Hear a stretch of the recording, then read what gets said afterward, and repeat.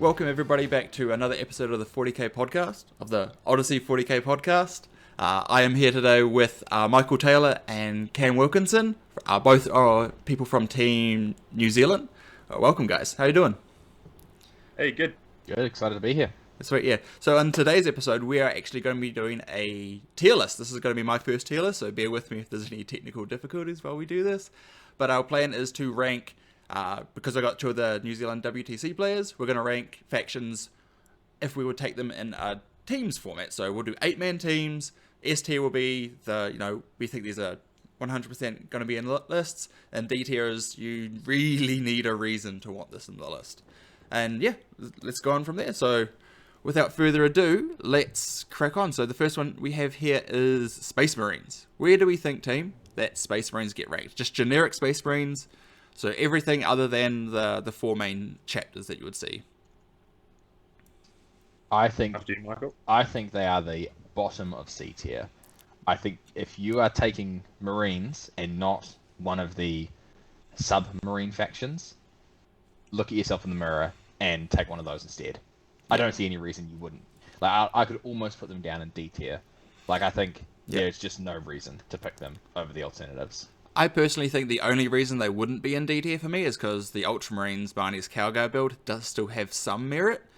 If it wasn't for that, 100% I think they're probably one of the worst factions in the game. But the Marnius Calgar builds, they do give you some situational usefulness, right? Yeah. And I guess it's like the whole thing is that like a lot of their data sheets are like better in the specialist attachments than the ones that they have. So if you're not stealing them and putting them into the better enhancements, the better, stratagems, not enhancements. Yeah. Then you're really just kind of shooting yourself in the foot. 100%, yeah. And you don't get access to all the other special units, right? Like Ultramarines, you only get access to 3 characters, and that's like the only difference. So like, whereas like if you get Blood Angels or Dark Angels, you get 15 plus data sheets, right, that you have access to. It's like, why would you not want these extra utility pieces? Exactly. Cool. I mean, infiltrators are the bane of my existence as a GK player, though. That's very true. But all Space Marines can have those, so... and that's what I mean. Yes, exactly. Yeah. Okay, just so this doesn't go on for super long, and also I don't think we need to spend too much time on Space Marines themselves, Necrons. So no, obviously we took Necrons ourselves to WTC. We took Hypercrypt, and Hypercrypt ended up doing fairly well at WTC. But this isn't just a WTC ranking. This is what we think overall for teams, what we think is the best. So, what do you think of Necrons, guys? Cam, start with you. I chuck this one into A, just because they have a lot of kind of build diversity at the moment in terms of they can flex into, the pushing role, trying to get the 20-0s against people, which was what we kind of had with Jonty and Dull Monolith SK. And then you kind of go back into your, is it Awakened Dynasty, or that one which is very good at blunting a lot of stuff. Yeah, you can... Also has a lot of scoring parts that jump around as well. And so it can kind of build into any role that a team would need. Yeah, very adaptable, very very malleable as a faction as well. There's also been talks of some, I think, is it Obeisance Phalanx that have some merit as well. There's some really interesting diversity there that could be looked into. So I definitely think if you have a Necrons player, you should be looking to play them. Michael, do you have anything to add? I had them top of B. My thought really on them is, we took, as we said, double monolith Silent King.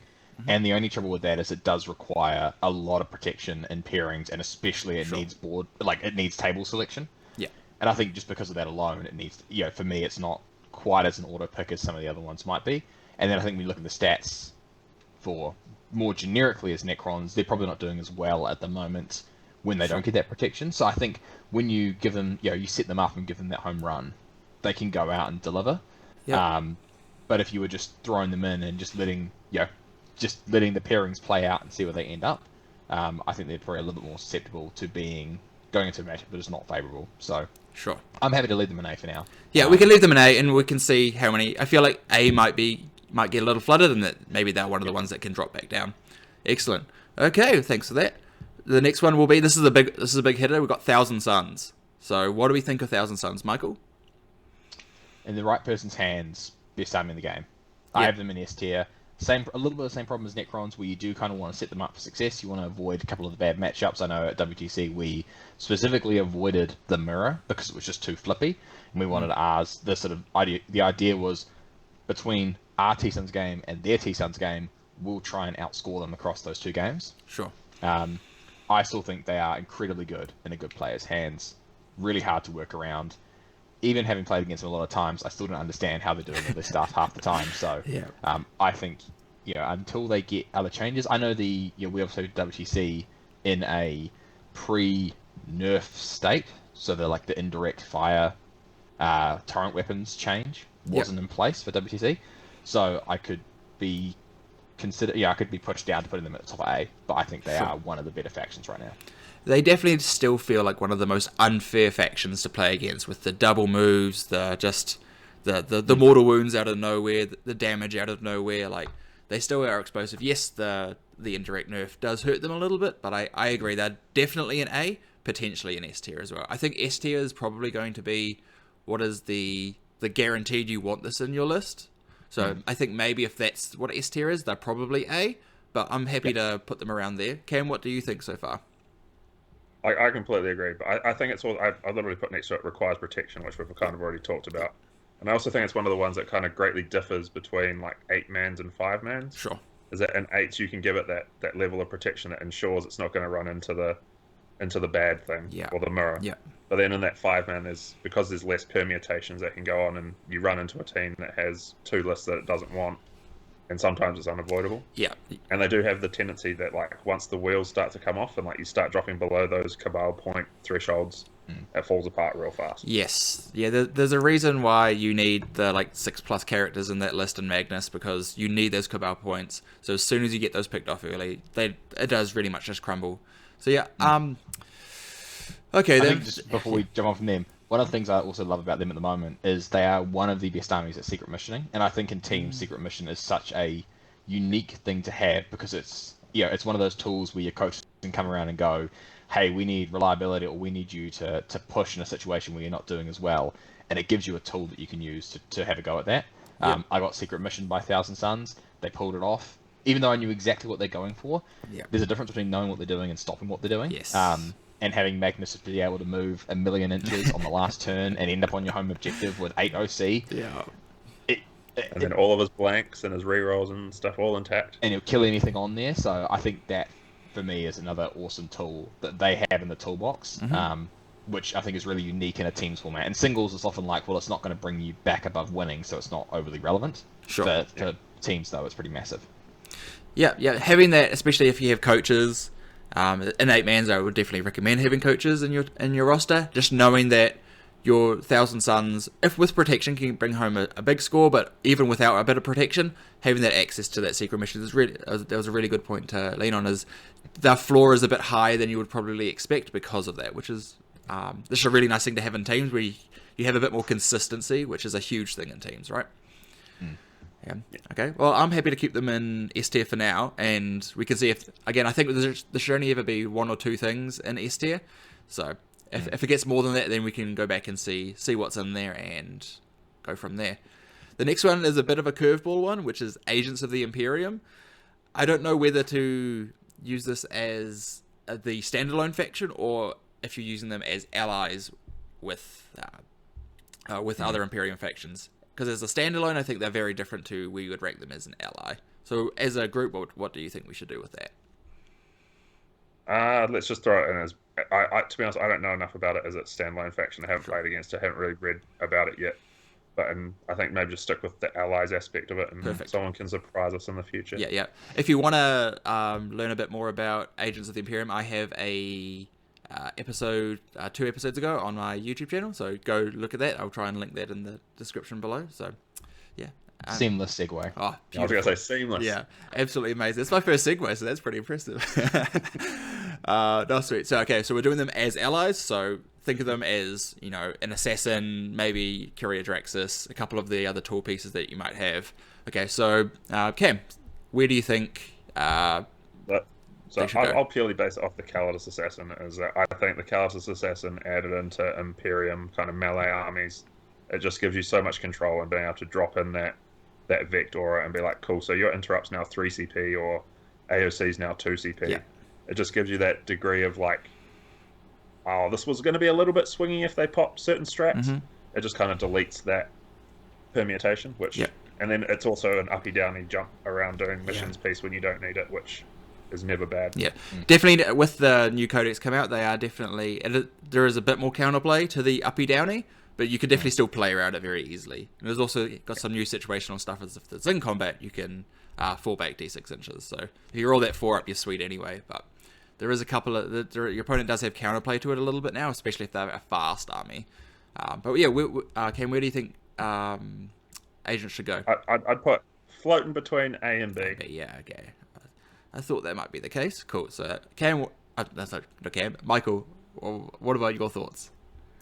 I'd have an A. I'm happy to put them in B for now. I think if you've got players playing Imperium armies, they should all be considering putting them in. Yeah. I haven't been running them a lot recently, primarily because the factions I'm playing have access to, cheap scoring units, which is a lot what the Imperium can give. But I think things like the Navigators as well, being able to bring a deep strike denial bubble for relatively cheap, where a lot of armies don't have access to that at all, is pretty important. The Custodes, there's a bunch of really interesting stuff in there. So. Yeah, I think happily sits around the middle.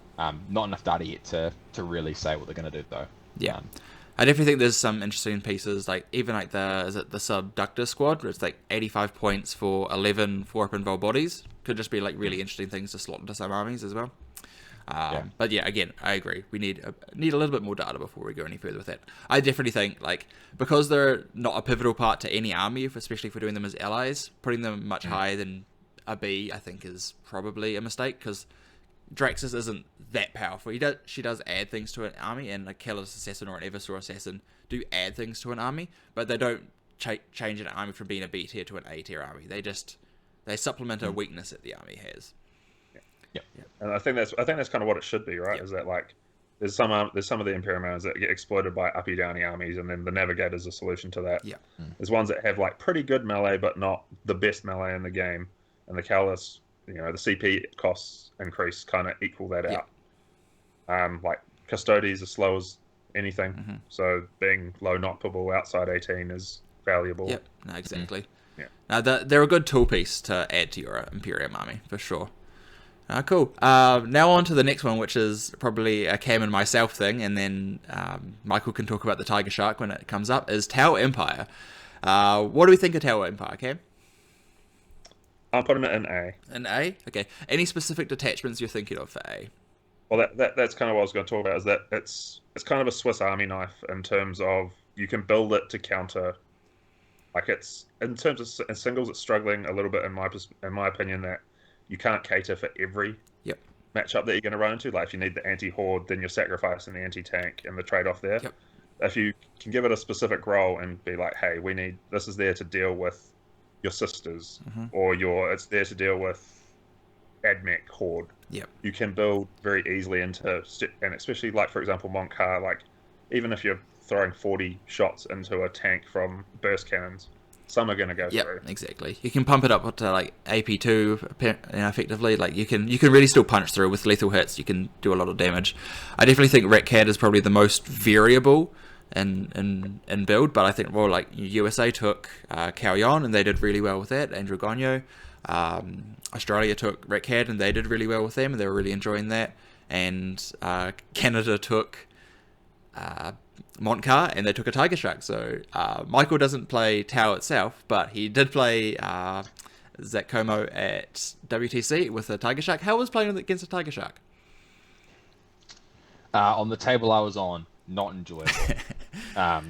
It's to be fair, it was easy to work around in the sense that as soon as it came on and shot half my army to death, I immediately figured out exactly where I had to stand and use one squad of Seraphim to force it to fly off the board. Sure. And then it had to come on later and then didn't even kill a Dominion squad. So it's not like it actually did a huge amount, but I had to throw away resources to stop it doing a huge amount. Yeah. That then subsequently died. Sure. So yeah. It's not. No, I don't think it's top of the meta, but it did a job, and it was. They obviously had a plan for it. Exactly. And I think that's the whole thing, right? Is that an 8 is going to be better than an 5s because you can line it up into the thing that it's designed to deal with. Yeah. Versus you getting punked and having to go into the opposite of what it's designed to deal with. Yeah, having 2 light tables access is pretty huge for that kind of thing as well, because it's not dependent on that roll off whether you can guarantee the the light Exactly. table or not. So that's also like a massive thing. Cool. Are you happy with A, Michael, for Tau? I'll take your guys' advice on this one. When I played Tau, it was all drones all the time. It's obviously not there anymore. Yeah. You guys are the experts on this one. I'll let you take it. Sweet. So, Cool. Okay, the next two then, we'll kind of do them together. Like, we'll do them separately, but like we'll kind of think about them as a joint thing, which is Chaos Knights and Imperial Knights, because they play very similarly. Obviously, Chaos Knights is a lot more the smaller guys, so we'll start there. So, Michael, what do you think of Chaos Knights in a teams format? I think Chaos Knights are underrepresented in teams. I think they're still incredibly powerful in teams. The fact that they're all battle line, and I know battle line doesn't like. People often forget. A lot of my games at WTC even we just forgot what the mission special rule is because I had no battle line, so I didn't bother thinking about it. My opponents didn't often think about it, so I thought about it all the time. yeah. See, some people do. I didn't think about it at all. So, but I think having 13 battle line and like being able to action and shoot, I think that's one of them, right? Yeah. Advance and action. Yeah. But having those on baby knights, I think is still really good. And there are armies that can counter CK. I think everyone has reps into CK, so kind of knows how to deal with it. Yeah. But it doesn't mean you go out and 20 it. Like I think most people know how to squeak a win against it. Yeah. So I still think they're really good. I know we were considering taking them right up until the end, and I still think we probably should have over some factions. So I would be tentatively saying I don't think they push into A. I think A factions are slightly better, but I would have them easily in B tier. Yep. I think that's pretty fair. There's a lot of like things Battleline help with, especially they're all under 200 points. So even in the missions where you can put one back into reserve, you can put one on the line, and then makes your opponent you put like a carnival with the 14-inch move right on the line, makes your opponent deploy a bit further back, and then you just put it back into reserve. They have a lot of flexibility in that kind of thing. And especially if you think about them, if you're not taking Chaos Demons as well, getting the access to a couple of units of Nurglings or a unit of Blue Horrors to infiltrate forward, kind of block off the problem zone for your opponent, they can become a huge problem, especially Imperians as well, because you have to kind of pair around Imperial Knights and Chaos Knights, especially if they have both of them. And I think, was it Sweden? Yeah, Sweden had both, and apparently it was a really big issue for a few teams to actually get both of them. Like, they said they would have been able to deal with one easily, so it was a really good combo of having both there to really pressure that pairings team and get other favourable matchups, even if both the Chaos Knight players ended up not having that favour. So, and that's what I thought as well, is that they actually think their power increases quite significantly if you're taking both. Yes.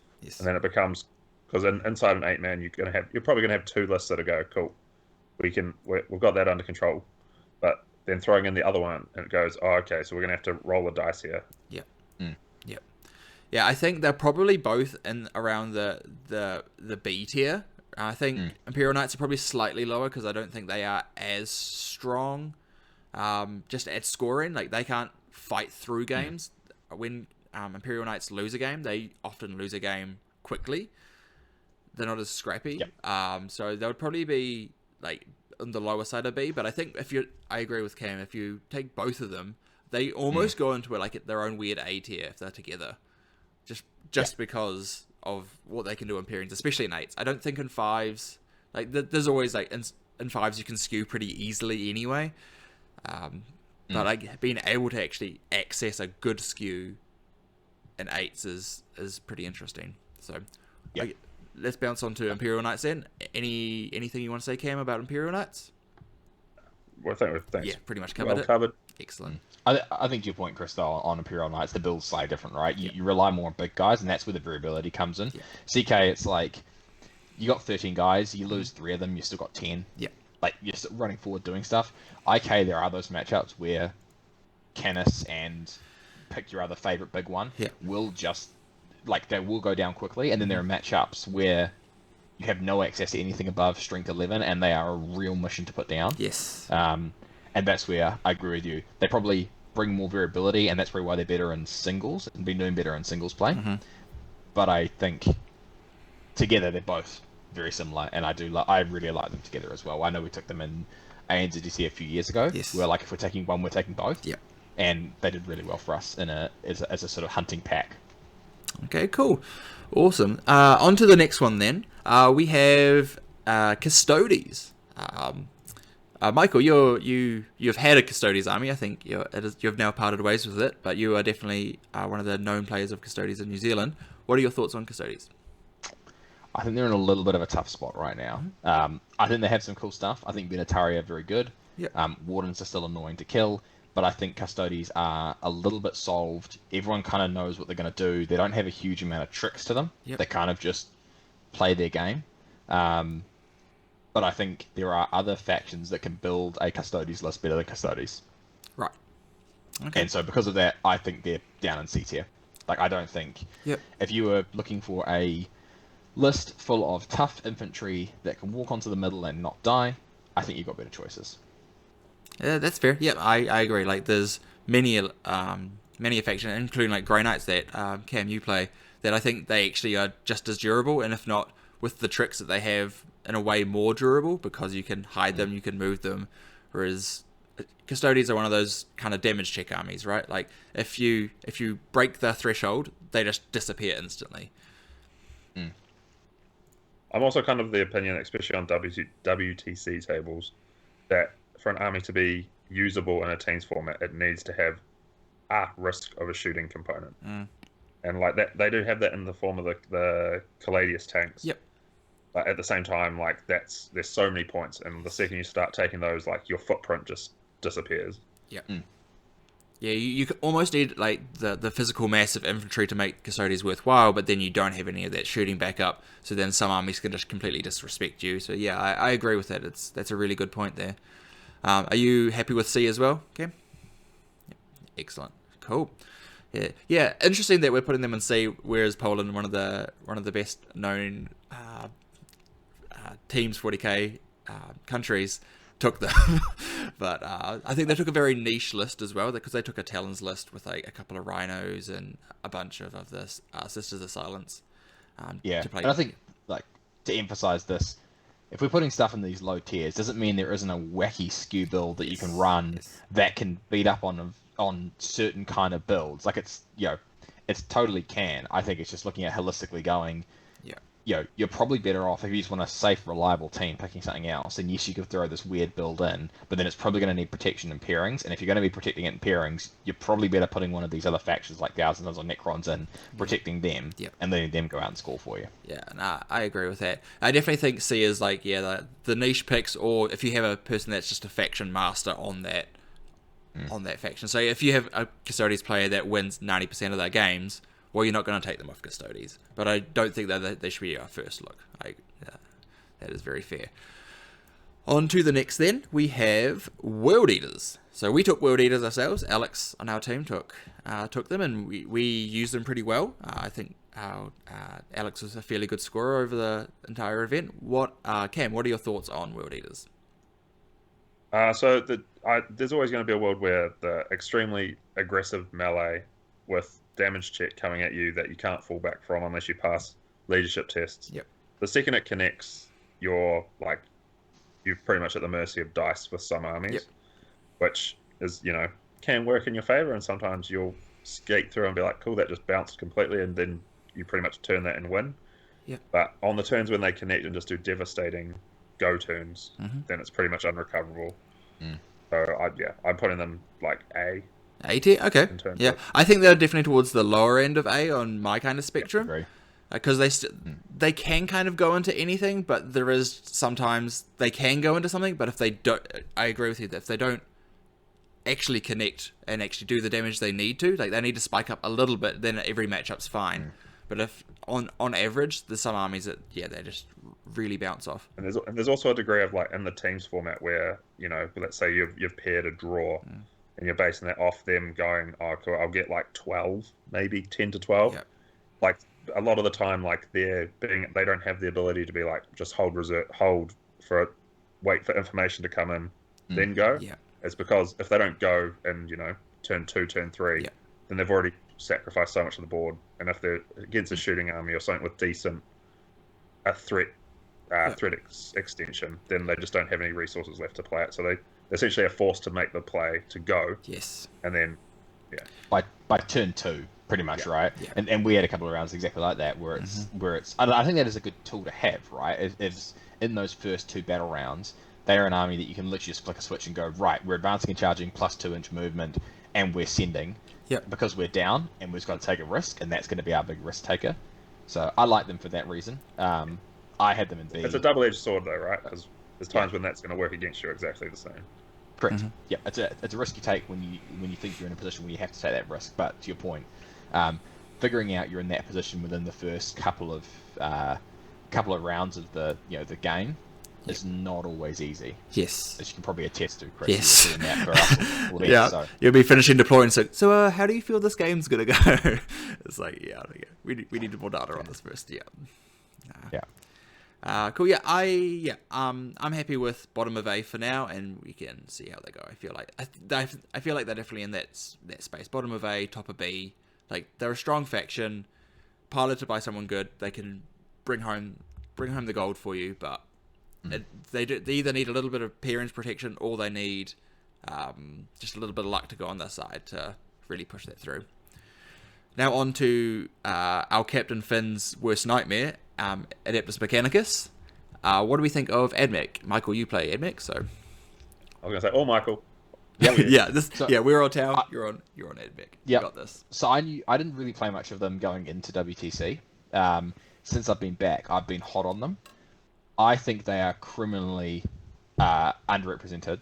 Okay. Mostly because it's about $1 million and you take a mortgage to buy them. Yeah. But I think they are a really strong team as army, personally. Okay. I think they can throw down so much stuff and play such a janky game. And now actually so previously that's what they did. They just move block you, but did 0 damage and then died. Sure. And lost. Now they do that while doing damage. Sure. So you have to respect them. You have to respect them, and they have a lot of weird stuff, and I think they catch people off because they don't understand how they work.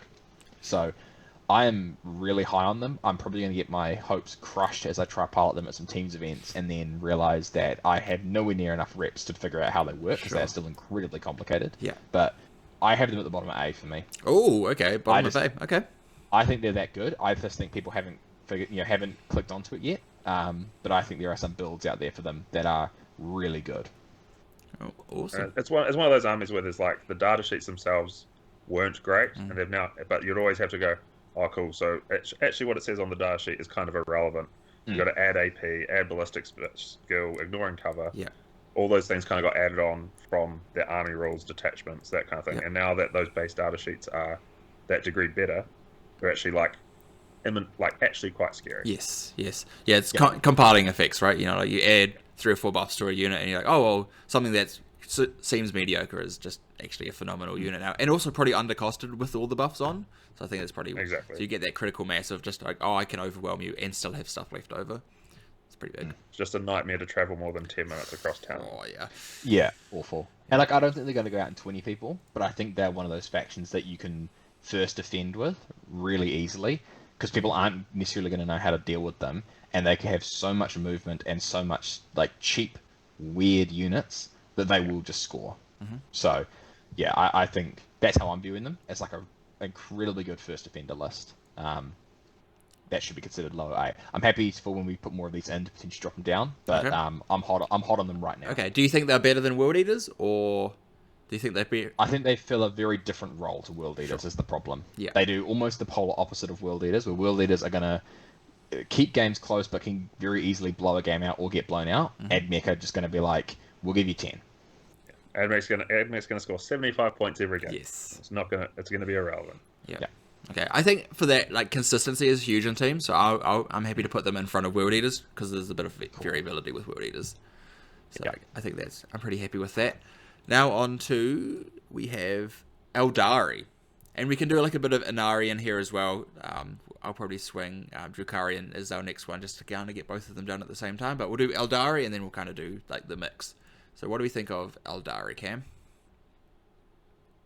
I think it's one of those things that everyone, because of how how many of them were in the meta for so all of 10th, is that everyone's played it so much. Yeah. Everyone knows where the imminent threats are for their specific army. Yeah. They're fast and they can move around and they can fire and fade and all these kind of things, but 3-inch deep strike and uppy downy and all that kind of stuff is now so prevalent that I think that's what's kind of holding them down. If they take the mixed arms MSU type thing, you just identify what's the scariest thing for me. Yep. And, as someone that plays Dread Knights and that kind of thing, it was always the Scourge Haywires and the D Cannons and that kind of thing. It's cool. Yeah. It's like, cool, I'm just going to sacrifice something to go take that threat out. Yeah. And then I can deal with everything else. Because it is T3 5-man units. They die very quickly. Yeah. Yeah. What about you, Michael? I'm a notorious Eldar hater, and I think they were the disappointment of WTC. Yes. Yeah. For I everyone that took them, right? Like. Yeah, I think it's a Cam's point. Everyone was still a little bit high on the last 12 months of Eldar destroying the meta, and I'm not looking forward to next WTC if I make it along, because the Eldar book will be out in time, and there is no way GW doesn't release that book as the most busted thing you've ever seen. So the salt will flow. Yeah. But I'm going to call it, I'm going to say they're C tier. I do not rate them in the teams right now. I think if you're playing Eldar, play Drukhari. Don't take the Drukhari units away from Drukhari and put them in Eldar. Okay. I think they're a little bit solved, and I think where the build should move to is back to like a durability based build. I think things like Wraithguard are surprisingly good still, because a lot of what used to kill them when everyone was running them and people then tried to find solutions probably don't exist as much anymore, or the games we nerfed around them. Yep. So I think they've still got great builds, but I want a hot take, and my hot take is Eldar's trash, so I'm going to put them in C. Put them in C. Okay. And that's the thing, right, is that the meta was moving around them for so long that everything was like, oh, cool, Wraithguard's everywhere. We need the thing our unit that kills Wraithguard. Yeah. And then that sent them down. And now that they're kind of dropping out of it, I think the people are less likely to take those specific units. Yep. Therefore, that'll come back up. Yeah, I like that. I like that take. I generally don't think Eldar are very good. Like yes, they piloted by someone good, they can do wonders, right? Because they have all the flexibility in the world. But what both of you are very correct in the fact that their play pattern is at this point just completely understood. You know what they want to do from turn 1. You know what they want to do turn 4. You know what they want to do turn 5. And as long as you understand that and you know how to play around it, you can probably beat them 9 times out of 10, which for a teams event is not very consistent. Like you need so. And I think the MSU build style like we took, which we kind of tried to use as a reliable scorer, there are factions that do that way better. Yeah. A lot of the Eldar players, even people like VSL, incredible Eldar player, still probably didn't perform. He struggled. He didn't get the results he would have hoped for. Yeah. So I think it shows if he's even struggling to get them to go. I know he did really well in War Masters, but teams is quite a different format, right? So yeah, I'm chuck him in C, I reckon. Cool. Let him rot in C for a few months until they're broken. Are they above generic Space Marines though? Yeah, okay. the best thing in C. Yeah. I can't throw them any lower as much as I want to see them. Yeah. Very good, very good. Yeah. I even think Hayden, one of the other Team NZ members, would agree with us on that. I think he felt that they underperformed under his guidance as well. Like he just was like, nah, they needed something, and I don't think they were what we needed. But yeah, okay. We'll do Drukhari now just to get both the pointy elves out of it. So, what do we think Drukhari are like? Michael, we'll start with you. I've played them a lot, but I think from the games I have played them, they are just better Eldar in my opinion. I much prefer their playstyle. I think things like Incubi are insane. Yep. I think they still get access to Scourges and arguably make them... I like them more in Drukhari, just with the pain tokens. I think they've got a lot of play. I really like Drukhari. I would be very comfortable if someone was to play Drukhari on an 8-man teams. Okay. 5-man, I think you can argue there might be something better, but if you've got a faction, an Eldar or an Elf specialist, and they're looking for a home, I'd say Drukhari's where they go. I think they're much better. I would be tempted to put them at sort of top of B. Okay. In my opinion. Okay. Yeah, I concur. Like a lot of people just have the trope of you just kill the boats and then they don't have rules anymore. Well, like that, in a lot of cases, that's easier said than done, especially if you're playing like a monophase army, so to speak. Yes. Like, cool. So, like, I've killed the boat, but now there's a fights first blob sitting on the objective. What am I doing about this? Yeah. Yeah. There's issues for monophase shooting armies. There's issues for monophase fighting armies with all the fights first and the combat tricks that they can do. Also, the planes. I think people just completely disrespected the planes. I know Team New Zealand, we disrespected the planes when we put our Blood Angels into it. Like, That's probably that could summarize our entire crap, was that we just disrespected the planes, right, Michael? Yeah. Any aircraft, she'll be right. yeah. Yeah. Yeah. So I think piloted by a good player, I think they could be really devastating. They are definitely still elves though. They still die to a single flamer. So you definitely need to be surgical with them. They're a scalpel in your team's roster. They're definitely not you can throw this into anything and it's going to bring home points. They need to go into good matchups. They need to be paired with a little bit of protection around them, but probably not as much as some of the other armies need it. But they still need something there because they have enough units just to score secondaries and get a little bit of primary with combat tricks and all their other little things that they can do. So I think Top of B's correct. I think they're probably better than the Assassins. Cool. Next we have Astra Militarum. So this is not a very common army in New Zealand in general. There's only a few people that actually play Astra here. It's becoming a bit more popular, but Michael, we'll start with you. What are your thoughts on Astra? Yeah, so we don't get a lot of exposure to it. I mean, there's still a couple of builds I think are still great. Bulgrin is still as annoying as ever to deal with and can just lock down a mid-board. Rogel Dawns are still awesome. I think Scions should get more look in. I think they're so good for what they can do and their points and how many weapons they bring. I don't know enough about them to confidently say that they're anything amazing or anything trash. I think for me they sort of sit, safely in the middle somewhere, lower B. Yeah. I think just from knowing the other factions, I'd rather take other things. But if you've got a specialist on them, I feel comfortable throwing them in and giving them a sort of very specific role. But otherwise, it's a bit of an unknown for us. I think it's dropped off the radar a little bit, and probably will stay dropped off the radar until they get their codex, I would imagine. Yeah. I'm gonna completely disagree with you, Michael. Good. Ooh. I think they're in the teams format as kind of like your first defender, jack of all trades. I think they're very good because you can take a build that's middle of the road in terms of tanks and infantry, and it's good. It's an all comers into it. Lethal hits works around everything. Yep. Every threat is then like, oh yep, cool. I'm a melee rush army. The Bulgrin is still going to be a nightmare to deal with. Mm-hmm. And then even if you tied up their entire melee threat in the middle trying to deal with 18 Bulgrim, then you've got the pieces moving around the outside doing everything else that you care about.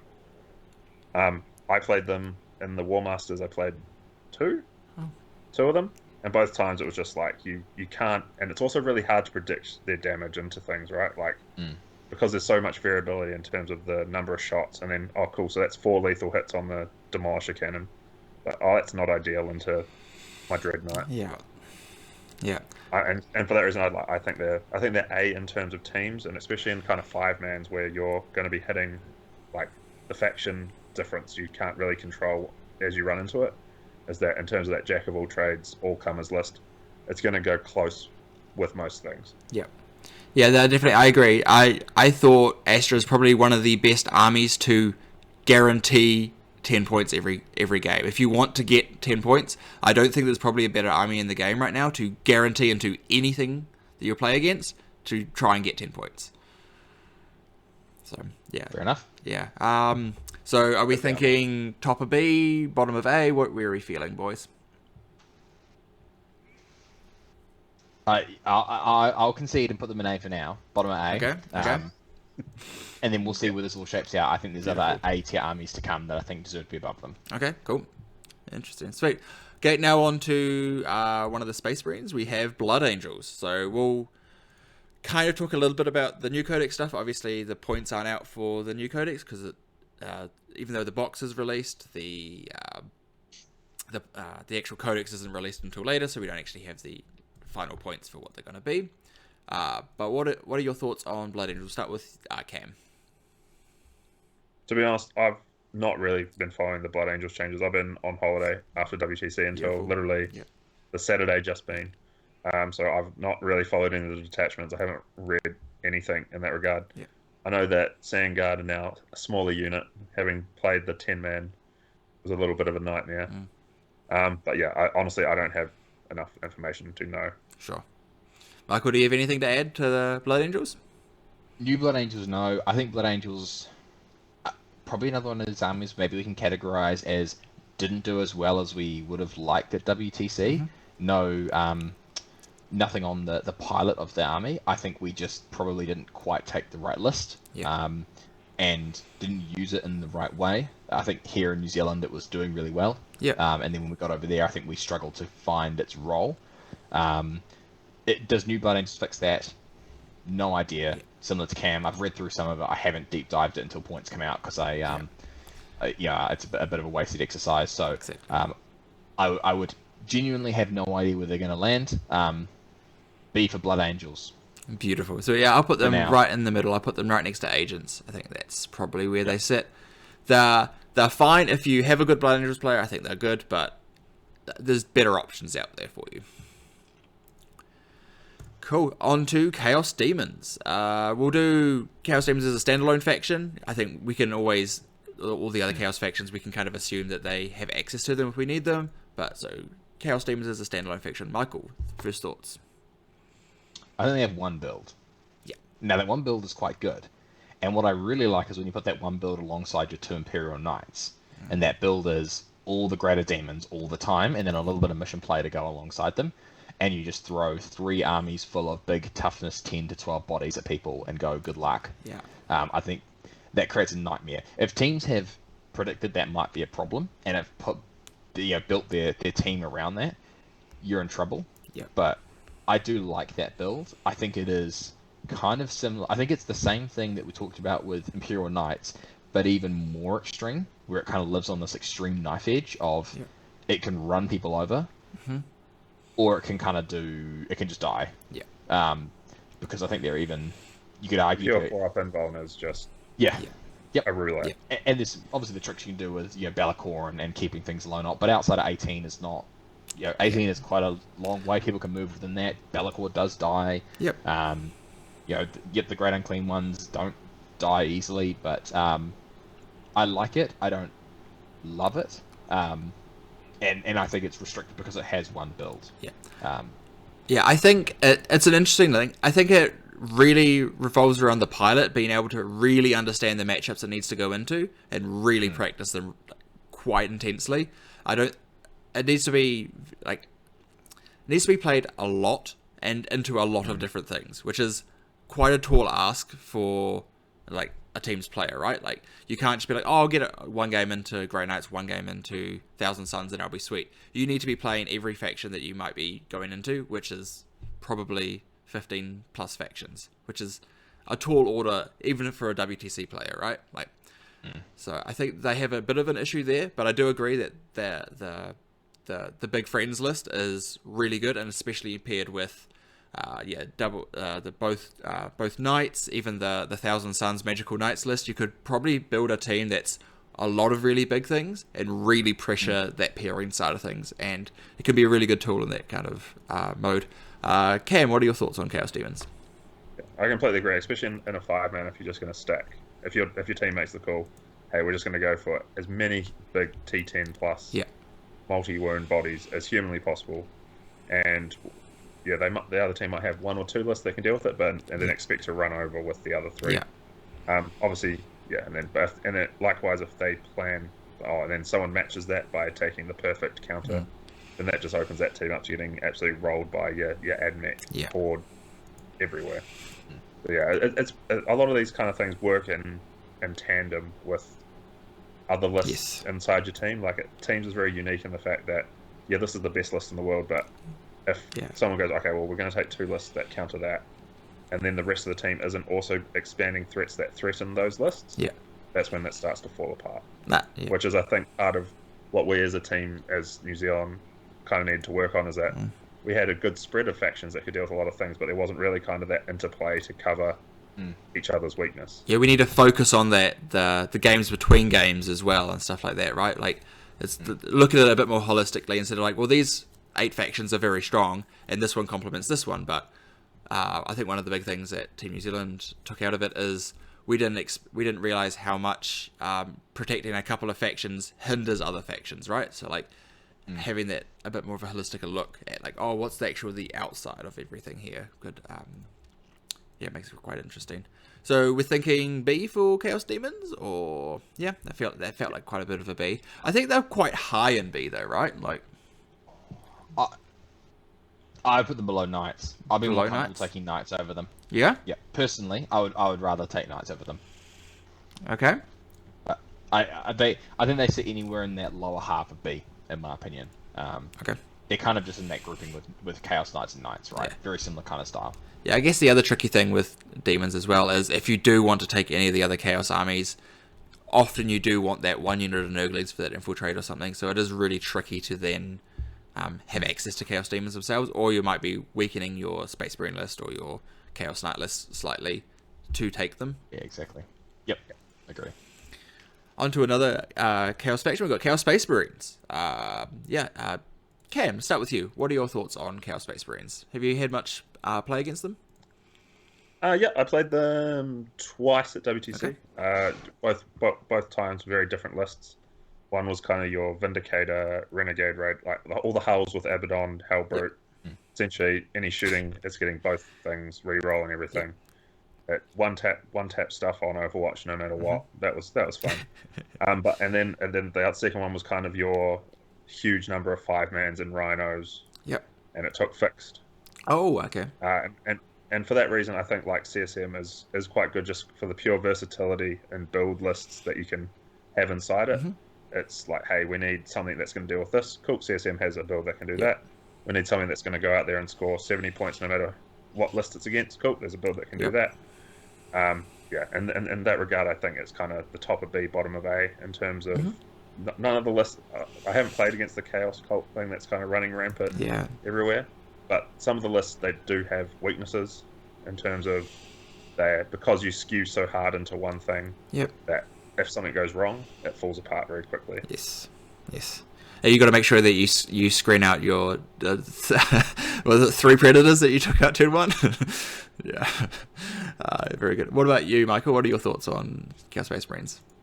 Very, very similar. Yep. I think the ACDC list coming back in force is annoying, but it's a good list. It's it's more dynamic than it was before.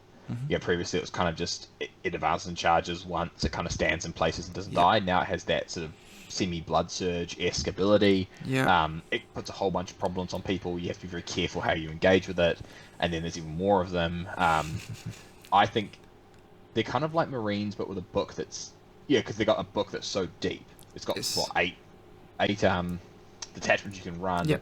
There's always going to be options in there, but it just has better stuff and more unique stuff in there. So I think in a team's environment, there's enough optionality in there that you can build something good. So I think there's enough good builds in that book that it's for me, I had it somewhere hanging around B tier. Whereabouts? So you, Cam said bottom of A, top of B. So we'll put a top of B. I think I had it top of B on my list. Sweet. I think that's really accurate there. Yeah, there's some really diverse builds, which is just kind of crazy. You got the AC/DC spam lists in Chaos Cults. You have the AC/DC lists that are in Renegade Raiders to be a bit more a bit more flexible. Then you have the Renegade Raiders just Marine builds. Then you have the Renegade Raider vehicle builds.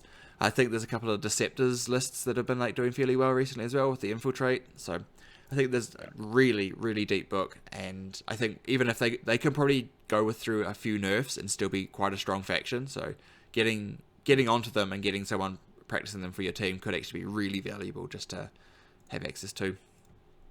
Yeah. Cool. Let's go on to Dark Angels. So Cam, you like Terminators. What do you think of the Dark Angels? I mean, it's going to be one of the S tier ones at the moment, right? There's nothing that's really equipped to deal with it super well.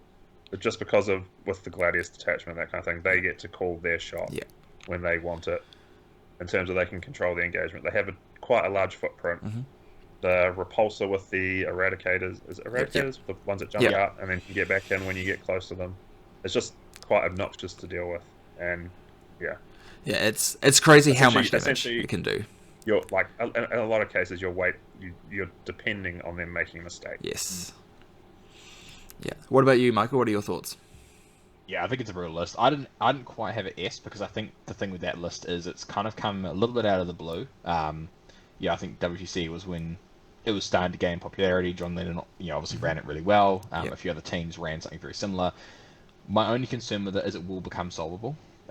There are, in the same way that when a lot of other, stat check style units, which essentially that's what the Terminators are, come into the meta, people figure out how to kill them.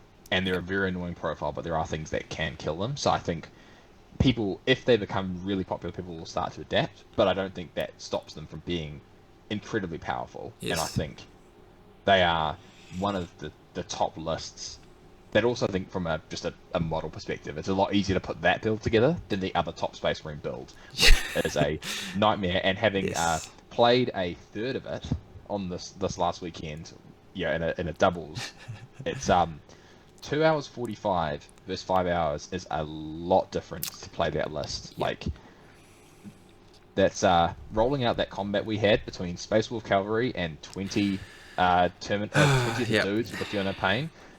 Like, that was brutal. Genuinely took probably about 20 minutes to roll that entire combat out between killing them, the Fiona Pains, the fight on deaths, the different save profiles. Yes. Anyway, we'll talk about them later. Yes. But yeah, I personally had it top of A. I think there's probably only 2 armies that should be an S, but I could be convinced that they are an S tier faction. Yes. I definitely have. I rate them quite highly. I've played them a couple of times on TTS now, post WTC, and they are really obnoxious to deal with because there's so many things you have to constantly be thinking about with them, which just makes them like really fun to pilot, I would imagine, but also just such an awkward thing to deal with because, like, well, if you send something out too big enough to kill the Terminator unit, then the Eradicators come out and kill it, or one of the other Terminator units advance and charges, and then they're on your side of the field. It's really interesting how fast they are for such a slow on paper army. So I think they're really interesting, and I think if you have Dark Angels, just slam them. I think it's great. You should have most of the models already. Like, it's the other really nice thing about the list is it's very much a Dark Angels looking army as well. It's not often that you get an army that looks like this is what the army should look like. You've got a couple of units of scouts, you have your 3-4 units of Terminators, you have a big vehicle with some stupid dudes inside. Like, it's just a really nice, like, enjoyable looking army as well as functioning really well. Yeah. Cool. On to Death Guard. This is one of the ones that has been I know Team New Zealand tossed them up a little bit early on, and then we decided to kick them to the curb fairly early. A couple of teams still took them, but I don't think they did overly well at WTC overall. Michael, what are your thoughts on the Death Guard? Yes, I still quite like them. My concern is just that they are pretty one-dimensional and slow. I think they can build some pretty strong and tough builds. And I know that's what we were initially looking at, is like, can these guys first defend and just stand there and take the hit and score? My concern is just they aren't loaded with great scoring pieces. And you're right, they didn't perform incredibly well. They actually were one of the lower ranking factions at WTC, but I think that's always taken with a grain of salt because it's always so hard to know what roles they played and what matchups they got and if they got any protection. But I still quite like them. I don't rave about them. I wouldn't be looking at them in my first, even in an 8-man teams, I wouldn't be looking at them in my first lineup of 8. I think that'd be the kind of faction where I'd be talking to my dedicated defenders and going, go and have a look at them and see if you think there's play in them. But I think personally there are better defender lists. So I don't know if they deserve to be C tier. I think they probably, for me, live somewhere in B tier. Where not 100% sure. Sure. What about you, Cam? Yeah, so come back to my first point, I always think that, like, you need a shooting threat, and for the longest time, Death Guard shooting threat was the Plague Burst Crawler.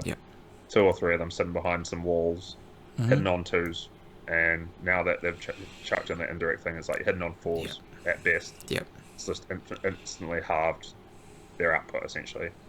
And for me, I just think when you've lost that, once you lose that, especially for a slow army that you're just trundling up the board, you need to be able to project that threat from shooting somewhere. And if you're rolling Plagueless Crawlers out to be able to directly see things, they will just die.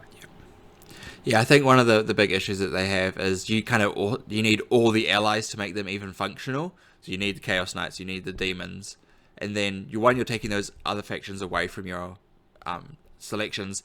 And I don't think you're making Death Guard an A tier faction by adding those pieces. They're, I think, a B tier army at best. So why add all these extra things in to make an army functional? Whereas I think without those extra pieces, they're probably lower on the B tier, lower on B. I agree, Michael. I don't think that they're C. Cam, where do you think that they should sit? I had them at the top of C, but I guess there is a world where like the +1 to save is just always going to be strong, right? Especially with how many 2-up, 4-up invulns that are around. Yeah. Suddenly only needing AP1 instead of AP2 is significant. Yeah, fair. So I think probably towards the back of B. I think they're probably better than Demons. Like, what are your thoughts there? They're very different, Yes. right? And that's the problem. The challenge with analyzing team factions is they don't play the same role. Yeah. So they're probably in equal position for the roles they're trying to play, which is you could consider them, but there's probably better options to consider for the role you're trying to get out of them. Yeah. Okay. I'll put them behind. I think both you, from your reactions, felt that Chaos Demon should be in front, so I'll leave that there. And we'll go on to the next one, which is Genestealer Cults. Now, I've talked to a lot of people recently about Genestealer Cults. I know Innes took them to an event in a past weekend and won the event and won like £500 or something with them, with a really OC-heavy board control build with a bunch of the vehicles. I don't know if either of you really play GSE, but I think Cam's probably the more tricksy person. So, Cam, what do you think of Genestealer Cult?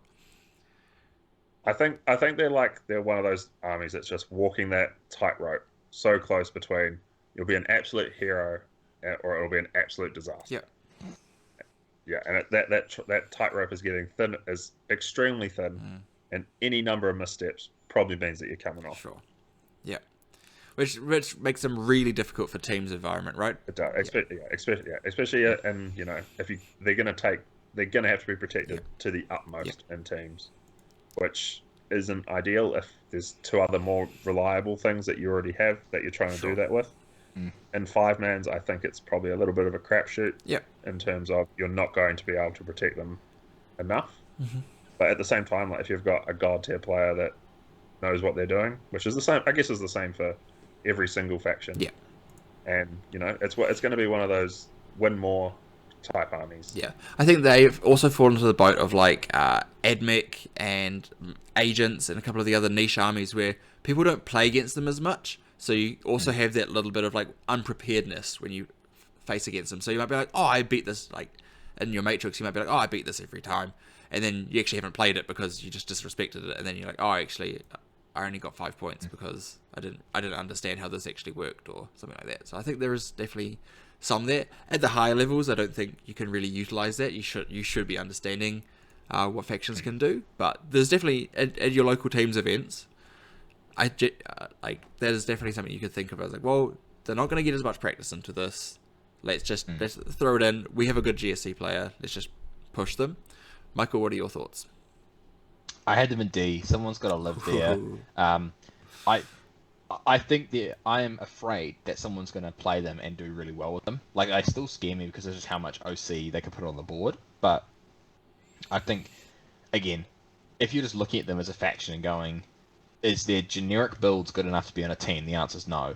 Is there a weird, wacky, wonderful build that someone's going to solve, that makes it onto a team? Maybe, but I don't think people know what that is just yet. Or if they are, it's some real psyops for next year's WTC. So I think for me personally, they're down in D with that caveat of, Cam said, they could get really good. One round of buffs in the next starter slate, and they're back on the table. Okay, what are your thoughts on that ranking, Cam? Someone's going to go there, right? We've got to put something in the bottom box. We'll run it there. Sweet, perfect.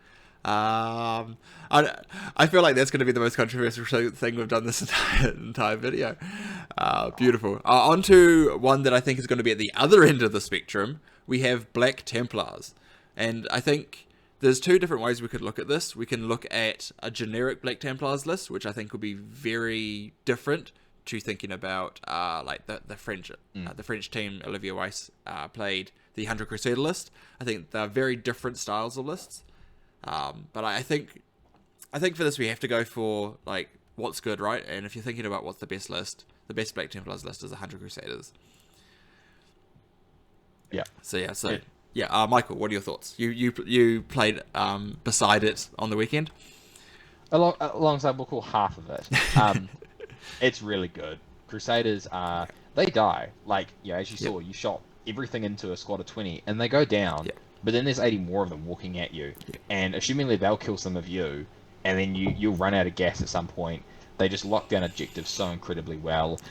My only thing that holds them back is it is one build, and there's very few mad lads in this world that are going to go out and get that build ready. So I think they are at risk of GW going, no, we don't like the idea of people running 100 Crusaders. Nerf the Crusaders, that build's no longer existent. But I think there's enough still in Templars. Sword Bros are still awesome. I think there's enough in that book that even if the Crusaders get a little bit hit, it's still going to have play. So I guess if I was judging it off 100 Crusaders, it's probably S tier. If I'm judging it as a faction with that as an available option that's a bit annoying to put together, and as I commented before, if you're not playing on like a 4-hour clock, you're going to time out with that build. Your biggest enemy is the clock. Yeah, because it is the fact that you've got people on 3-up saves and then 4-up saves with Feel No Pains. Even if your character dies, you've still probably got the Feel No Pain up. Yep. Then you're potentially fighting on death, trying to figure out who's fighting on death, rolling your fight on death. It's just a nightmare. So I would say faction's great, but there's a huge asterisk on can you actually pilot it in time to win the game. I mean, you probably just walk onto all the objectives, go, you're never scoring primary, and I'm winning even if we time out. But I think that's a really toxic way to play the game. Correct. So I would put them in A purely just because of those limitations of getting the build together and the challenge of actually piloting them in a 3-hour round. Yes. Cam, what are your thoughts? Really good points there, by the way, Michael. I completely agree with A, and I think it's one of those things that's probably now on the radar for a points change. Yeah. And the second that comes through, and you're going to lose a blob. Yeah. It becomes a lot more manageable, which means they're probably going to go back to more of their sword brethren and hulls with melters attached to the outside, which is still good. Like there's no world where having melters for free on the outside is not as bad. Yeah, paying 5 points for a melter is just like it's very, very much worth it. But I still think like 60 Crusaders and other good stuff is probably like a fairly decent list. It means you can play it in a clock as well. It definitely has more matchups that's probably a bit scarier for it because you can probably deal with 60 marine bodies a bit easier. But if you play it well and you use your other assets that you gain, you could probably still do pretty well with it, I think. Yeah, I agree. So we're thinking top of A tier. Are they above Dark Angels? What are we thinking? I reckon top 2 or 3. Top 2 or 3. Yeah, above Necrons in my opinion. Okay, sweet. So, sweet. We'll put them below Dark Angels because I think the Dark Angels is a bit more flexible in all of its options, whereas I think the Black Templars, at the moment at least, is very one-dimensional, and the cost and time it takes to build and play are definitely things you need to think about. Okay, on to a pretty interesting faction here. One that actually didn't get taken at WTC nearly as much as I thought it would, but is one that is close to Cam's heart, Grey Knights. Cam, what are your thoughts on Grey Knights and teams? They're good. Yeah. The jack of all trades kind of blunting army is that whatever you put into them, they're unlikely to get blown out completely, in my opinion. And then they do have the ability to skew into their crunch mode with all of the Dread Knights and Canis and all that kind of thing if you want to go that route. I personally think that Terminator blobs are probably the way to go at the moment in terms of it just give you so much flexibility and jumping around. Yeah. Lethal hits on the charge is it's a drug when you hit and it's also a drug when you hit that turn 1 Drago charge with 10 boys. Yeah. And it just goes, cool, I win now. Yes, you can put so much pressure on whatever turn you need to. I think they're one of the armies that if you can understand where you are in a game and what you need to do, you can utilize Grey Knights so incredibly well. Same with Hypercrypt Necrons. You have to understand when you need to push and then push, but you can push so hard at those times because you can have what assets you need exactly where you need them, right? Yeah, and it's also like in terms of the going close thing, like secret missions are a walk in the park. Yeah. If it starts to fall apart, you just go, okay, cool. I'm going to hold Drago's charge as long as I need. Yeah. I've got another Terminator squad. Cool. He has to roll the dice 50-50 of, am I going for a Warlord on his home, or am I just battle line somewhere in his deployment? Yeah. And if he goes, okay, I'm just going to turtle on my home. Cool. Here's 30 OC plus Drago on your home. Yeah. It's still very hard to deal with. Like, yeah. Yeah. Michael, what are your thoughts? Nothing to add to that. Cam's the expert on this one. I hate secret missions. I hate the fact how good Grey Knights are at them. It happened to me at WTC. It felt unstoppable. And I hope secret missions get completely deleted from the game. But I think they are, yes, a very, very good all-round faction that can play into a lot of different things and also have a little bit of that ability, which is quite nice, to take risks. Mm-hmm. You know, be that one of those factions that your coaches can go to and go, we're behind, take the risk. I think there are a lot of factions that can't pull that trigger. Yeah. In the way, and just the style they play, they don't have that ability to just go all in. Their all in is just standing in front of people and dying. So, I think Grey Knights are uniquely positioned though to be like, all right, everything's going for a 9-inch charge. We live or die on the 9. Yeah. And we, if we fail some, good night. At least you've still made some, right? Like, yeah, you can still pressure, and you can pressure from any turn of the game, right? Like, that's really interesting. And I feel like even though I play Grey Knights sometimes, I still feel like I miss their rules. Yeah. Like, I got caught out by me just not understanding one of their rules at WTC, and and then getting secret missioned, which would have cost me a win to a slight loss. Yeah. So I think there's something in the mental game around playing Grey Knights and how much random rubbish they can pull. Yeah. That makes them annoying to play against. Yeah, very tricksy with mists and the cheeky rapid ingress plays you can do and all sorts of really fun things. And the sigil as well. Like, there's a lot there. So where are we thinking? Cam, I'll leave this up to you. You are the master of the Grey Knights. Where do you think they should sit in the team and on the right next to Black Templars where we just put them. Beautiful. So let's chuck them in there then. Oh, other side, baby. Oh, just taking a second to figure that out. There we go. Beautiful. Okay, yeah, I think that's really fair. They're one of those they're probably one of the best jack of all trades armies, right? Like they can do a little bit of everything, but they do a little bit of everything well. So it's just all you can really ask for. On to the next then. We have Leagues of Votann. Michael, what are your thoughts on Leagues? I really like Leagues. I think they build a really good, and I keep giving them defenders, but that's because that's the role I play, and I think they build a really good defender list. I think if you consider, the cost to number of activations you can get out of the army, and not like activations that are going to kill your opponent, but you factor, buying a squad of warriors, a Sagittor, and a character that you don't even attach to the Sagittor. You just to the warriors, just throw it in the Sag with them for under 300 points. Yeah, you've got 4 activations, 2 of which are coming out of a transport, so getting even more mobility, and that transport's obviously good at shooting and quick and small and scouting. So I think they just get so many activations that they are one of these armies, if you build around it, again, you really struggle to blow them out. My big concern with them is that they're very predictable.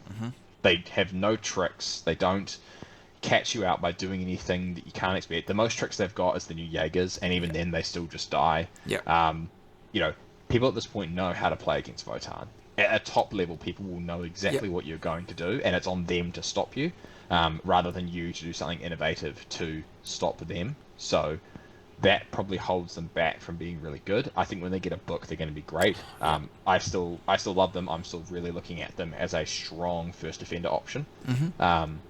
Everyone knows how to deal with them, but there's a difference between knowing how to deal with them and actually stopping them scoring 8 to 10 points every game. And then that's the thing, right? It's like, you can deal with them, but like, cool, you're going to get maybe 11-9 or Yeah. 12-8 at worst. Yeah, and all it takes is for Like, a couple of those lottery cannons to just pop off, and then you're blowing that game out, right? Like you never guarantee, you don't ask for it, but when it happens, you're, okay, I can capitalize on this now. And like, in my opinion, they've also got a really good balance in terms of like the weapon profiles that they've got. Like the bikes absolutely rinse your foot infantry, and then the Sagittars combined with the land forts and that kind of thing will take out any vehicle. Yep. And then obviously the more MSU they get, when they're playing against MSU, like the tokens are less impactful. And that's when it starts to fall apart, is that when you start to run out of the tokens and now everything's hitting on 4s, wounding on 4s, or that kind of thing, is when it starts to feel bad. Yeah, I do also like that they have a couple of units that can, like the Berserks and the Hearthguard can also be a decent little melee threat, so they're not just a one-dimensional army as well. They can put the pressure on, they definitely are predominantly shooting, even the Terminators, the Hearthguard, they're predominantly a shooting unit, but they can still hit in melee, whereas like an army like Tau, whereas you have to get all your damage through in shooting, you don't have an option for anything else, whereas at least with like the Berserkers you can dig something out from behind a ruin, the Terminators can rapid ingress down and then make a 5-inch charge somewhere. Like you have more options, which I think makes them quite usable. And even like Berserks, if you draw, containment or something like that, and you're like, well, the only thing you can do is these Berserks. I'm not sure what world that actually exists, but you don't feel bad about throwing Berserks out and having them die potentially to do that. And if you're facing a combat army, well, they're to die, they're then going to potentially fight back. So I think they're really cool. I would always be comfortable being like, yep, they're a defender that we'll put on the team. They did underperform a little bit at WTC. They had like a really low win rate. I think they were definitely that first defender role though. So like they had a lot of draws though. Yeah, they got a lot of draws. Yeah, their average score was 9. Yeah. So like they're scoring. Yeah, it's a perfect first defender's like point, like right. Like. Yep. Yeah, exactly. And if you've got I think they're a great army where if you've got a person that's struggling to find a faction, they're simple enough to pick up and learn, and get them. Just score. That's what we were almost going to take instead of Eldar. We were going to put Hayden on to Votann and just be like, go and score. I still hold that I think that Votann would be better. In hindsight, obviously, that's a lot easier to say. But I think they probably, as much as I want them in A tier, they probably live at the bottom of A tier, top of B tier for me personally, because they are a little bit one-dimensional in what they're trying to do. Yeah, I was going to put them in A for exactly the same reason. Is that they're one-dimensional, but they're going to do that dimension, and there's not a ton your opponent can do about it. Yeah. And especially in a team's environment, that's valuable. Maybe we put them there for now, and then at the end we'll rejig and see, because A is looking pretty full. Yes, A is getting a little full. I personally I think CSM have a bit more flexibility, so I would have probably put them behind Chaos Space Marines, but this is also, they're very close to each other, right? Like all the stuff in A and B I think are, you could swap a lot of this around and probably still be very happy with how this is looking. I think it's just there's like little things that we're prioritizing over others, and I think that's absolutely fine. Cool, on to the next one then. We have Orks. Orks were one that not a lot of teams took to WTC, and also did not fare very well at WTC either. They were one of the worst factions, I think, that the single worst faction. Yes. So we'll start with Michael. You can take this one as well. Orc, what do you think? I think they're the second team that's going to live in the D tier. Yep. I think before the slate hits, they were almost an auto lock on every single team. The slate hit them so hard though. I still think there's play in them. Like, I think you could throw some of these builds on the table and try and go really skew with a huge horde, or I still love the idea of lots of killer cans and little walkie vehicles, but I think the reality is now, if you want a horde, there are better factions that can give you that. Run 100 Crusaders and move on with your life. Yeah. If you want a fast melee army, play World Eaters. If you want, and that's the problem, right? There are better builds, but all the builds they can now do in other factions. Yeah. So there is very few reasons I can see to ever put them in a list. I imagine they're going to get buffed at some point, but for now, where we are in the game, I would not want to take them on a team I was running. Yeah. Cam, any other thoughts to add to that? Yeah, I completely agree, and I think there's also a large amount of the armies now have access to it. Like there's a lot of detachments that are advance and shoot or that kind of thing, and it's especially when they have to call their, if they go second and they have to call their shot on the wire. And it's like, cool, so I know what you're going to do in this next 10 to 15 minutes. I'm going to advance everyone backwards, and then cool. If you slightly underroll your charges or slightly underroll your advances, you're just going to be sitting in the middle with no defenses left. Yeah. And then that's when it just completely falls apart. Yeah, it's absolutely brutal. I think the only really play for Orks at the moment is to go the extreme skews. If you're going to go the vehicle skew, you have to go 100% into it, and then just have an immense amount of parent protection to make sure you don't go into any bad matchup. I know there was a mech build that was like 120 grots or something like that, and then it just so basically tried to flood the board and then had vehicles shooting from behind it. But again, super skew, and I still don't know how really well it does in a teams format as well. As soon as it goes into a bad matchup, it just falls apart. It's going to be one of those ones where though, if you come up against an opponent that's not aware of what it's going to try and do, and they just try and go, I'll screen with this unit, and you just use that as a leaping block, then you will dominate people. Yes. As when you come to the thing, it's like, cool, I know what you're going to try and do, and I'm just going to sit, 12.1 inches away from where you could possibly get to, and then that's when it falls apart. Yeah, no, exactly. It's one of the ones that's it hopes your opponent doesn't understand it, which is really not where you want to be, especially in a teams format where let's go live early. People are going to be practicing. Like, it's the last thing you want is to expect your opponent's going to misplay.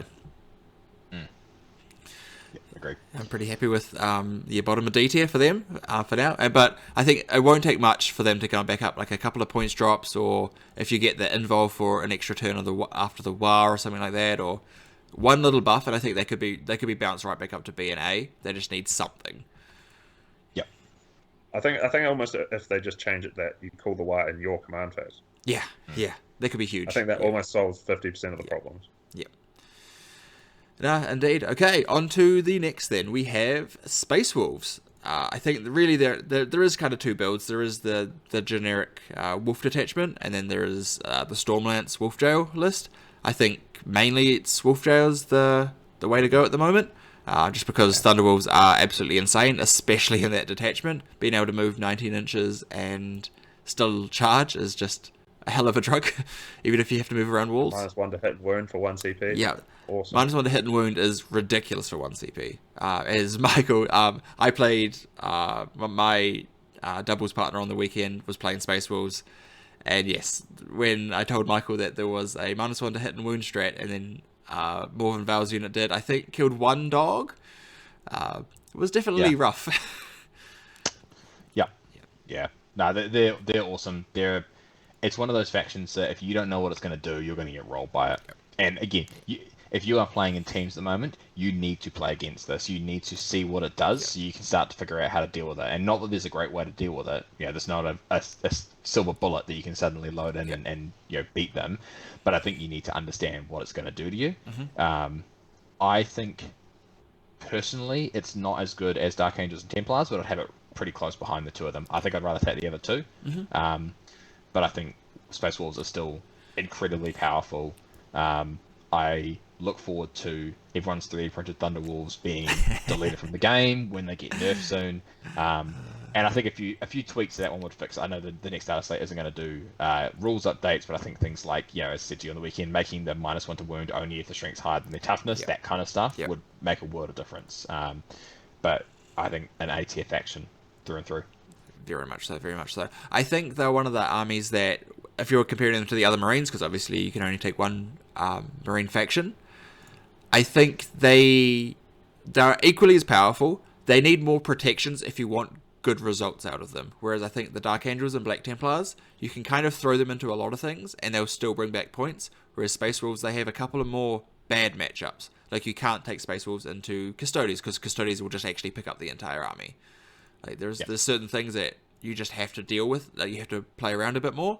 So I agree with they're as strong as the other two, but I think out of the three, they are the riskiest to take, especially in a 5s. And in 8s, I think they're probably stronger because you can really protect them. But in 5s, I think they could be a risk. I think DA smokes them as well. Yeah. I think Wolves into AP1 2 damage into a unit that you can AOC that has -1 damage. Yep. And a 2-up save. Yeah. Yeah.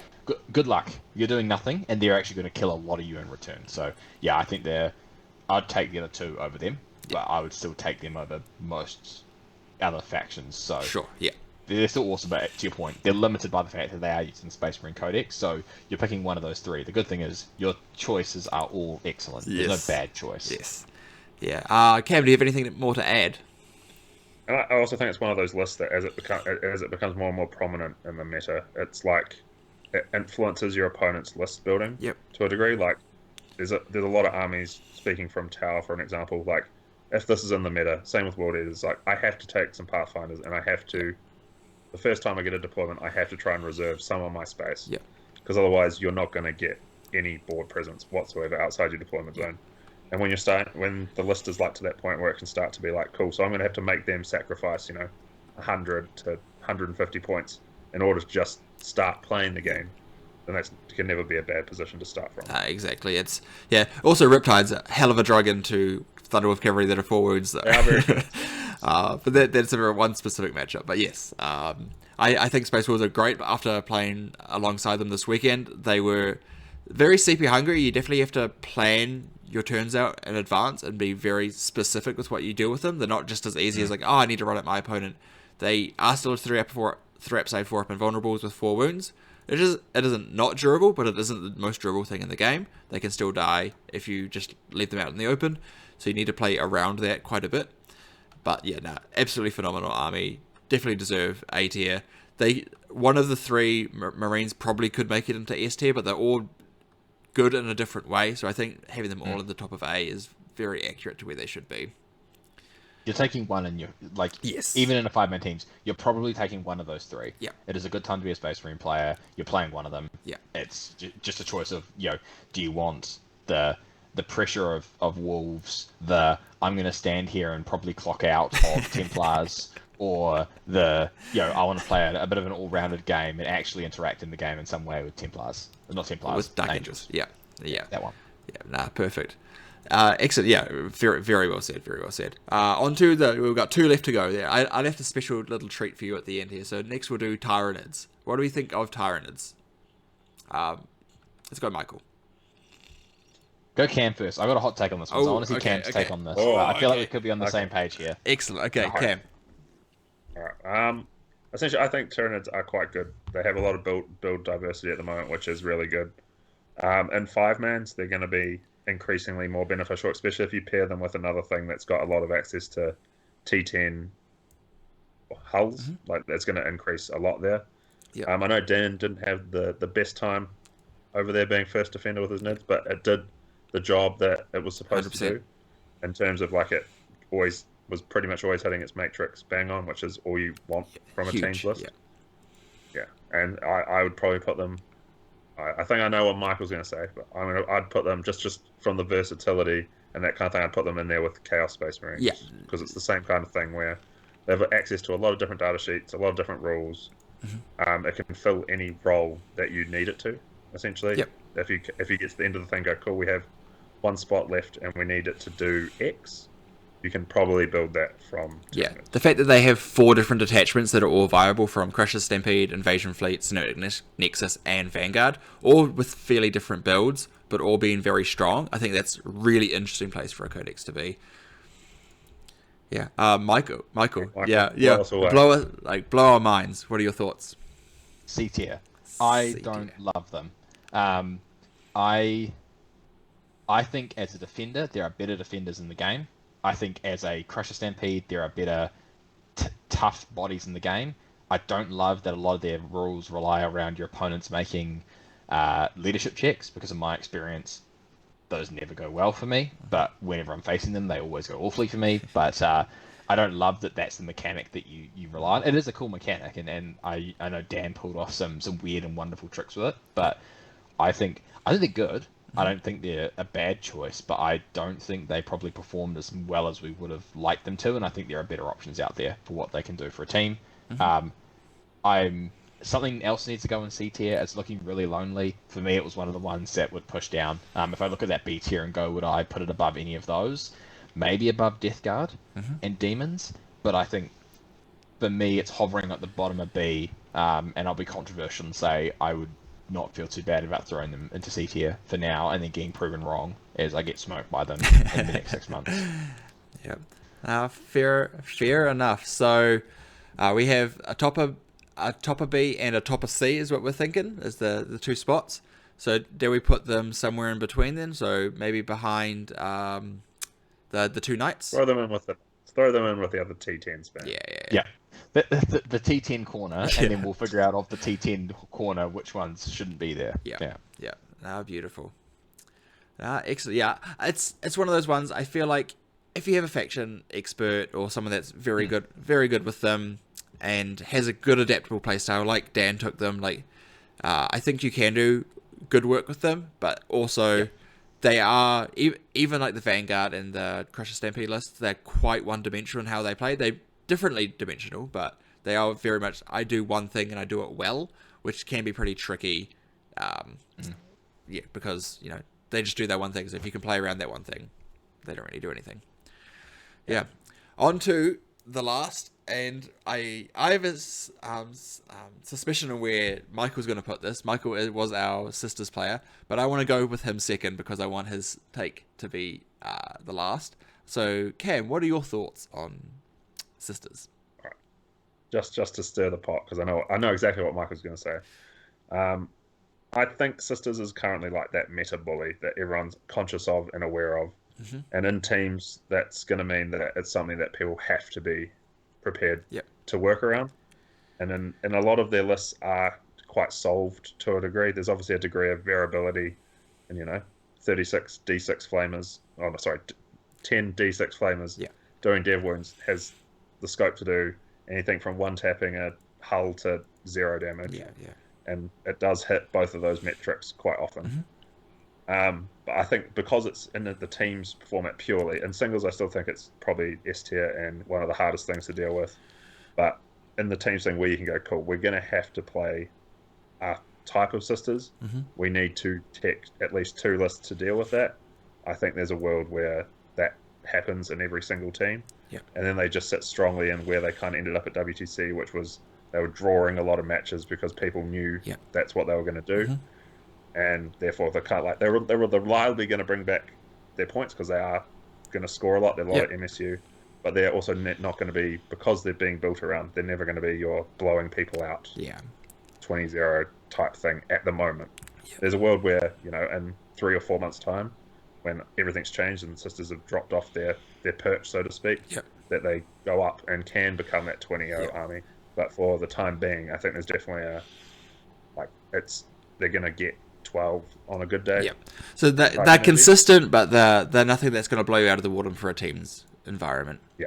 So where would you place them? Because and purely based off that, they're always going to bring kind of back what they say unless something goes dreadfully wrong. Like Miracle Dice are just so reliable in terms of making decisions and making plays that they're going to be strongly in that top of A. So my first thought when I thought of them was they're going to be S tier. And then I'm going to say my thoughts now, just because I want Michael to be the final say on this. Is I 100% agree with everything you just said, Cam. If I'm going to a singles, I am taking my list to be able to beat Sisters because I expect them to be in force, and if I'm trying to win the event, I'm going to have to beat Sisters. Would be my mindset. But in teams, there is definitely a few armies that can solve they're solved into them. And for that reason, and because you can't push with them, means they become a defender, which also means they often probably won't get a good table. And I think Sisters do kind of need an alright table to function well. So I would be surprised if, in actual statistics, they're probably at the bottom of A, top of B, around the World Eaters, Astra Militarum kind of area. That would kind of be where I would put them specifically for teams. And I reiterate what you said, Cam. I think they would be S tier in any other situation, but because you can build into your lists, unless you periods protect them, they're going to be middling A. now that the two people that don't play sisters have said their words, Michael, blow us away with your thoughts.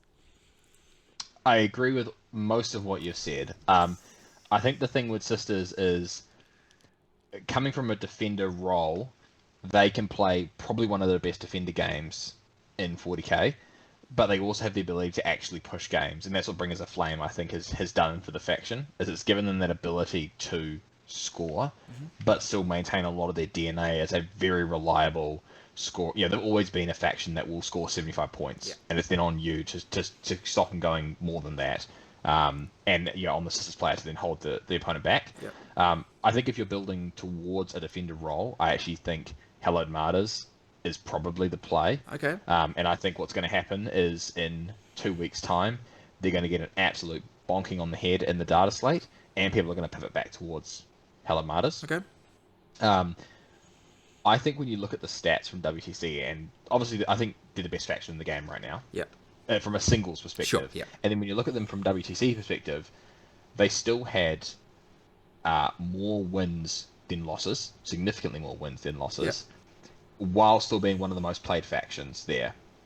And I think that speaks volumes to the fact that even though most people took them, and even though they're quite solved, they still went out and delivered. And they have that ability. They don't need to be protected. I think if you're knowing they're not going to be protected, you can do really specific builds that need almost no protection. I think the kind of build that myself and Mitch took, which was the exact same list that we wrote together, we kind of joked that it lived on this absolute knife edge of, like, it could go really wrong, but it also could go really well. So I think what it does is, like, a Hallowed Martyr build is sort of 8 to 12 points, and our build was like 6 to 14. Sure. Like, it opened up the available scores, but at the risk of then being blown out more. I still think, as of right now, for the next 2 weeks, they are... Personally, I think they're S tier. I would be taking them in every single teams that I could. But I do genuinely think they are going to get hit. Yes. They have to, I think. Especially just for singles tournaments. I think there's no way that they don't. And I think the unfortunate thing is a lot of what's going to get hit is going to flow through to the other builds, but I think there's enough in that codex. And what I hope they do is, when they nerf, they also bring things up. Repention need to be dropped in points, Sacrosanct need to be dropped in points, Zephyr need to be dropped in points. Not by a lot, but just enough so that you pivot your build away to something a little bit different to what it is now. I think Castigators, Immolators, Seraphim, Triumph all can go up in points, fine. And as long as they change things, a little buff on the other end. Smaller buff, then bigger nerf. But I think as of right now, they can do too many things. They don't need protecting necessarily. Sure. For me, the S tier, I could be brought down to be saying the A tier. I don't think they are the best army in teams right now, but they are one of the better ones, for sure. Fair. Just cap the Miracle Dice pool. No. There's nothing more demoralizing than looking across and seeing all the top of the crates, all the top floors of the ruins, all just covered in sixes. Nerf the Triumph is what we need. The Triumph is the problem there, though, and I think if you point her correctly, or I think that ability should just change. And obviously in October they're not going to do that, because that's not what they do. In this one they're going to do points. But I think if they were to ultimately fix it, you just say what it used to be, which was you get an extra Miracle Dice at the start of every battle run. Or start of every player turn. Whatever it needs to be, you just get more of them. The fact that you get an auto 6 from the get-go is ludicrous. So it's so much reliability. We can talk about sisters for a while, but I think I'd put them as second best. Second best? Whether that's top of A... I reckon. I still feel like this... I think S tier is probably accurate. Like, if you're building a team and you have someone that can play sisters and bring as a flame build, I still don't think there's any issue with that. I think it's one of the best things that you could take. Like, and don't sleep, if you want a first defender, don't sleep on Hallowed Martyrs. Especially, like, I look at some of the games that I lost, or the 2 games I lost by the most, which was the Tau game and the Chaos, tank build. The Renegade Raiders build, and it's like, if I could just stand a character back up on an objective, I would have won both those games. Because I just got primary denialed hard, because he just shot me off them because I was on a light board every time. Whereas if I can just walk out an idiot character and go, oh well, she's standing back up, she's scoring me primary, I could put 10 Arcos on there and go, good luck shifting those with your shooting. and then killing my tanks at the same time, I think it's a different game. So I wouldn't sleep on Hallowed Martyrs, even now. Okay, very cool. Very good. Now, before we finalize this list, is there anything that we want to move around? Any thoughts, anyone? I think Death Guard could probably go down to C. I feel like they're definitely dangling at the end there. So I think they could probably come down to here. Anything in A? A is definitely... I kind of assumed that our A and B will be the biggest. And this isn't necessarily inaccurate as well. Like, ideally, you want everything to be in the B, A. You want everything to be able to be taken, or with a bit of faction expertise, be able to be taken. So, like, but is there anything that you would want to swap around?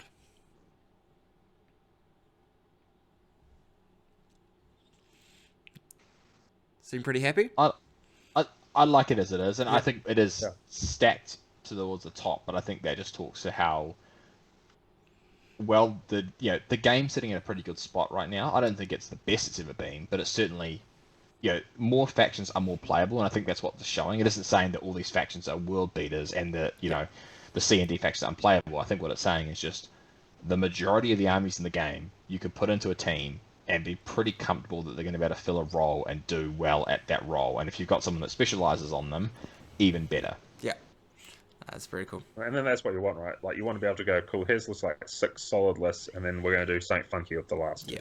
Or we're going to take three from this top 10, or is it 10, 12 maybe? And then we'll take 2 things that we think are good. Yeah. Yep. And it's when that kind of variety is available to you, it's a lot better than being like, well, cool, if we don't take this, then we're screwed. Yeah. Yeah, we are definitely in one of the best metas we've been in for a very long time, whereas there is a lot that is very playable right now. We're not in one of those times where there's 3 factions that if you're not playing one of those factions, what are you doing? There is very much reasons to play everything in S tier, everything in A tier, and actually like a very good reason for like most of the things in B tier that you could be playing and be in contention to win like a singles event as well, right? Exactly. And then Michael's going to get smoked by the things he puts in D tier, and we're going to have to come back and do it again. Yeah, exactly.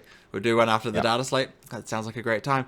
Do you guys have any closing thoughts that you want to throw in? I think we pretty much made. No. Excellent. All good. Up team 3-on-1. Yeah. 3-1-1. 3-1-1. That's the one. So thank you both for coming on to this. I appreciate you spending your evening talking to me about 40k. I know this is probably what you would have been doing anyway, but I really appreciate that you come on and do this. It's really awesome to have the people in the community in New Zealand to be able to reach out to do these things. So that is very cool. Good luck at your guys' next events, and we will see you all next time. Catch ya!